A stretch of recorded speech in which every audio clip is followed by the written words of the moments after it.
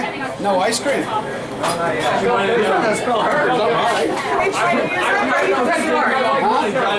What's the schedule? Can we play some music or are you going to start? He's gonna start. Okay, let's start. Come on.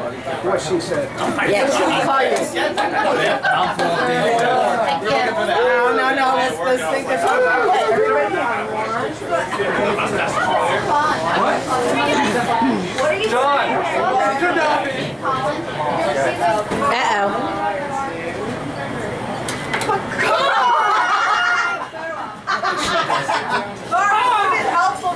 Everyone your plan.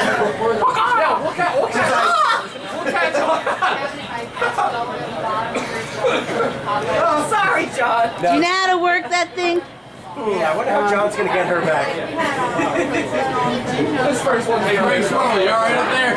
Yeah. Does anybody know how to work it? Does this have volume? Thank you and good night. Alright, now we can't hear you. Check. I can hear you. I hear you. All right, let's go.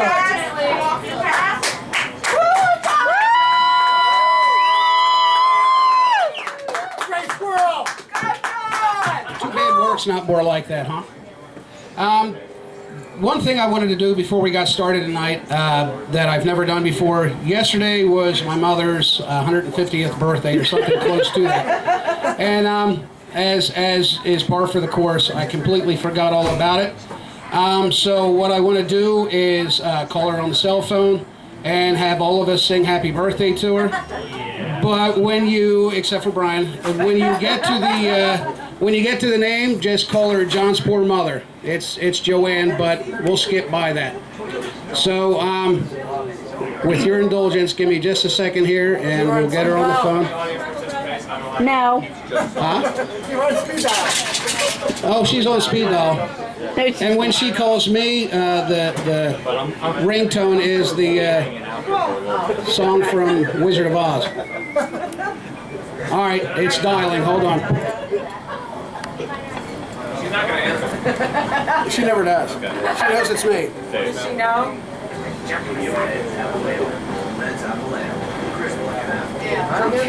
She must know. Mom? How are you?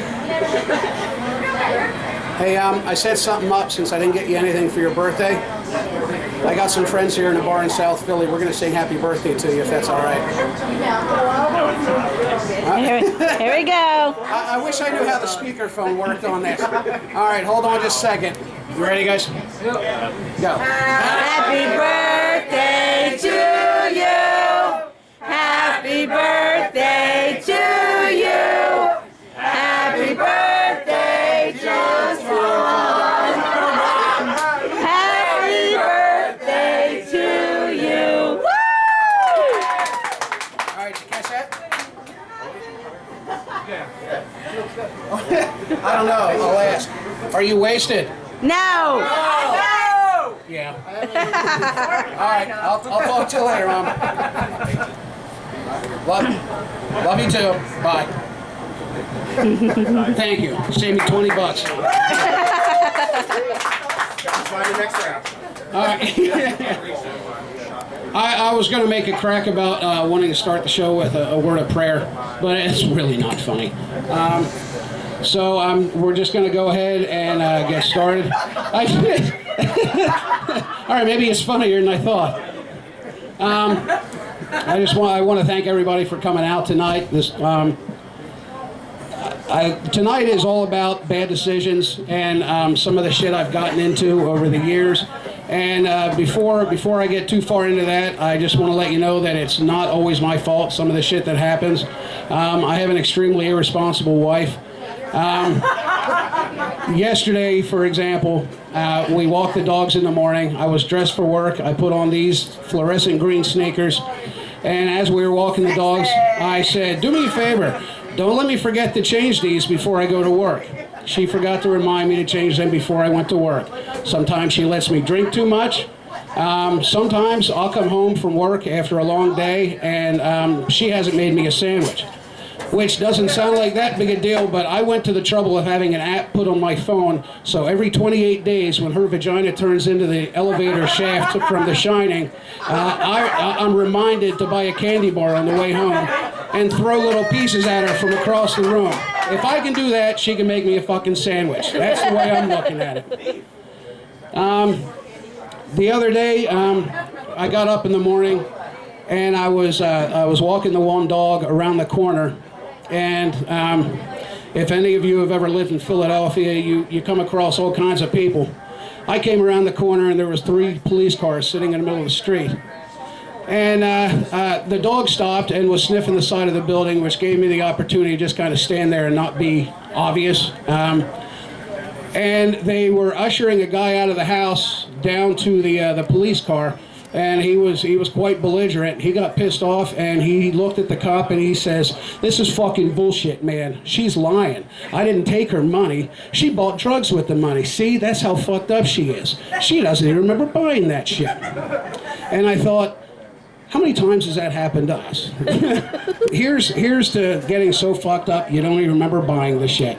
The one time in that vein, I went to a Deep Purple concert, and a buddy of mine and I had bought a bag of weed, and we sat up in my room and we spun it all up, and we had the idea of writing the names of all the Deep Purple songs on the side of the joint. And when they would start playing that song, that's not my mother, is it? When they would start playing that song, we were going to light it and smoke it. Everything was going great until the singer announced that he was going to be doing a medley. So they're playing 4 songs, and we're sitting here lighting, and we look like air traffic controllers, passing them back and forth. Not quite as much fun as Barb's concert experiences, but we'll let that one go for now. And when Missy and I just moved here from central Pennsylvania, and if you've never been, that's a completely different world up there. It's redneck country. This is definitely the city. Up there, yeah. Thank you. Have you ever watched paint dry? That's pretty much what it's like living in the country. We got invited to a party the one night at a friend's house.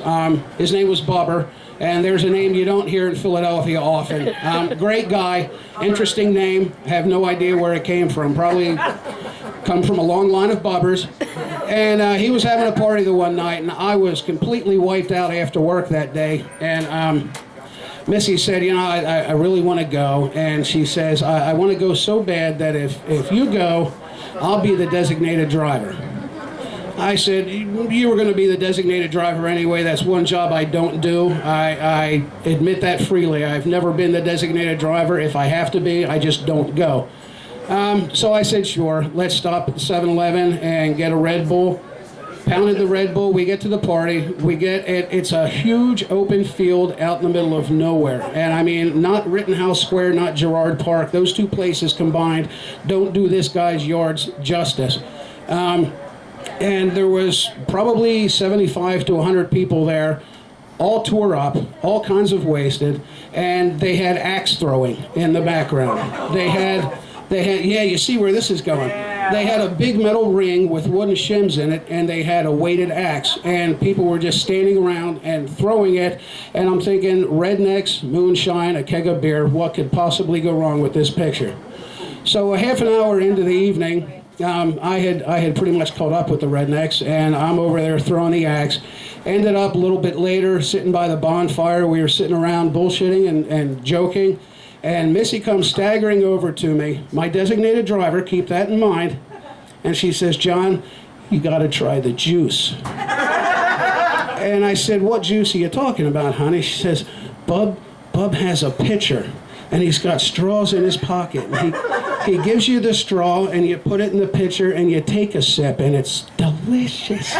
She says, "It's the best stuff I've ever had." I said, "Well, what's in it?" She says, "It's just juice."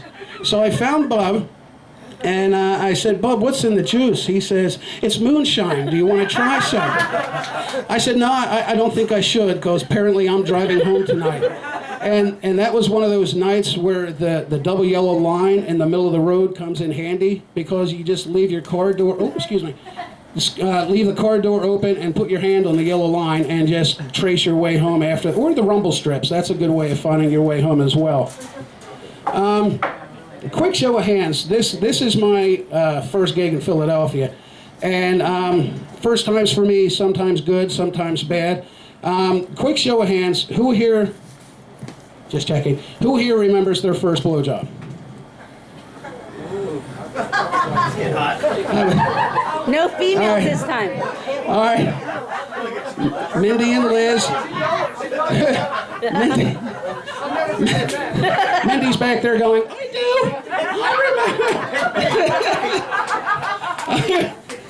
Who remembers receiving their first blowjob? This woman was absolutely incredible. She unzipped me, took it out, and she was working it like Oprah Winfrey on a rib bone, and she was doing everything you could possibly imagine to it. And just as I was about to nut, she did this, and she took it right up the side of her head, and it was just hanging in her hair. And then she looked at me with this look in her eyes like she was going to hug me. And I'm like, get the fuck away from me. I said, you got cum in your hair. I said, you're my grandmother and I love you, but that's just disgusting. I said, at least you can do is go change your wig. Don't put the teeth back in yet, but go change your wig. And honestly, my first taste of pussy wasn't much better. I was sitting on my couch. Just for the record, I got to work with some of you people. That last story was just a joke. My grandmother never blew me. A couple of hand jobs when I was feeling sad as a boy, but other than that, purely platonic. My first taste of pussy wasn't much better. I was sitting on the couch with a girlfriend, not my grandmother. And, well, it wouldn't be bad once you blew the dust off. And, yeah, Mindy, who remembers their first taste of pussy? That's the nice thing about having a mustache.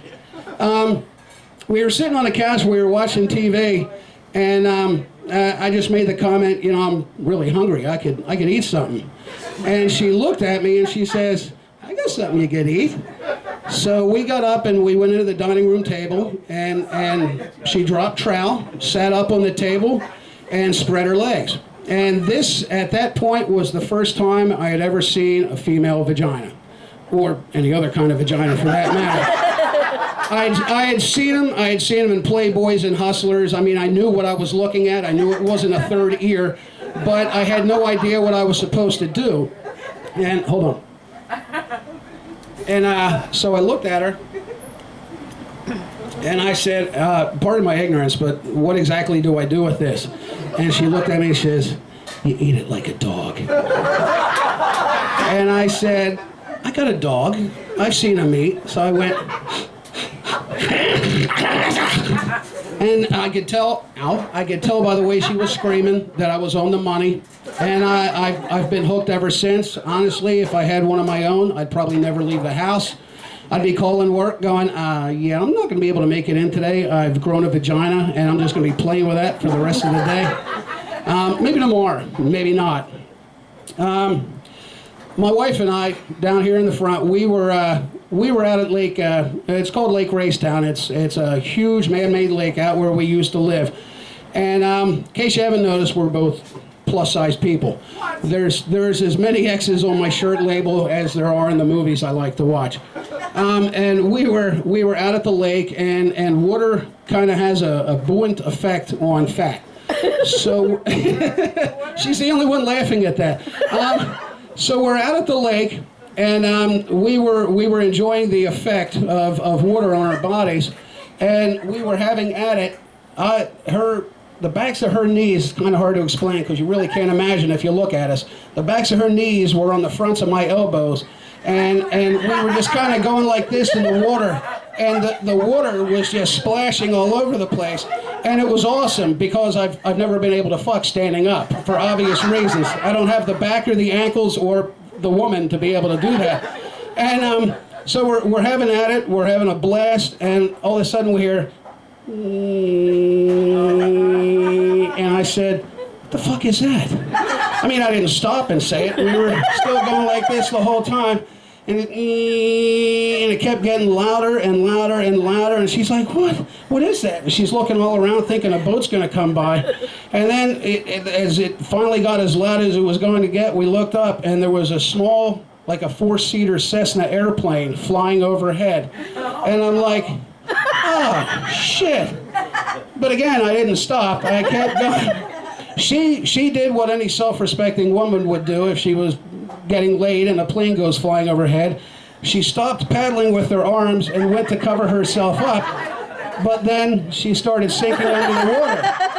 I did what any self-respecting husband would do. I just kept going and going and going. And she says, John, you got to stop. I said, why? She says, because it's circling. And I looked up, and the plane was going, and instead of just flying past us, it circled around the top, and it circled twice and flew off. And she says, what are we going to do if they were taking pictures? I said, honey, who were they taking pictures for? Fatpeoplefucking.com? I said, really, who? I mean, I love my body. I love her body, obviously, or I wouldn't be with her, but who wants to watch that? Go to the zoo. They got polar bears in water. You know what I'm saying? You can watch that, and it's slightly less offensive. One other occasion that I made a bad decision in reference to sex with Missy. Well, there's been quite a few. But a buddy of mine at work, we were talking once about how much we enjoyed sex. And you're shaking your head no, Brian? Really? I said enjoying it. I didn't say getting it. He made a comment. He was an older gentleman. He had about 15 years on me, and he said, "Not Brian, this guy at work." And he says, if you really like to fuck, I got something for you to try. And I said, what's that? He said, Viagra. I said, well, I don't need that. I said, it works, and it works well. He says, it'll work even better if you take Viagra. I said, well, what do you got? And he says, well, they come in 25s, 50s, and 100 milligrams. And I said, let me see 100. So that was all he had, so he gave me a 100 milligram Viagra. And I got home and I told Missy about it, and she says, oh, that's the boner pill. She says, that sounds like fun. Some night I'll have to do a whole night on Missy's past. That's an interesting story, right? Talk about bad decisions. The woman married me. But so I got home that night. We were going to have a cookout. I took the pill. We're sitting on the porch, and he had told me it takes about a half an hour to take effect. So we're sitting on the porch, and out of the corner of my eye, Missy's sitting next to me, and I see her. She keeps going like this. And I'm like, what are you looking at? She said, I'm waiting to see if it's working yet. And I said, I don't think it just inflates it full of air. I said, I think there needs to be some kind of friction or some kind of contact. So we finished cooking out. We ate our dinner. Half hour, 45 minutes go by. And we go in and we sit on the sofa. And I reached over, and she was sitting next to me. And I put my hands on her back. And just like that, just that little bit of skin contact, it was like, it just said shaboing. And I said, I looked at her and I said, I gotta let this out because it's starting to hurt. So I dropped trowel, and she's sitting there staring at it, and I said, why don't you hop on and see what we can do with this thing? Because it took what Missy refers to as my $10 dick. And I'll tell you why she calls it that. Have you ever seen a roll of quarters? That's about $10. So that's... So it took my $10 dick and turned it into a can of chunky soup. I mean, it was angry. It was all kinds of colors. And I said, come on, I'm not going to be 19 forever. And she climbed on it, and we've got a couple of variations that we do. One is called the coffee bean, when she grinds me and goes like this. And then there's the Kirk Douglas, when it's just one big stroke. And so we experimented, and she's like, I gotta go in and lay down on the bed. I said, okay. You will let me know if any kids walk in behind me to get pizza, right?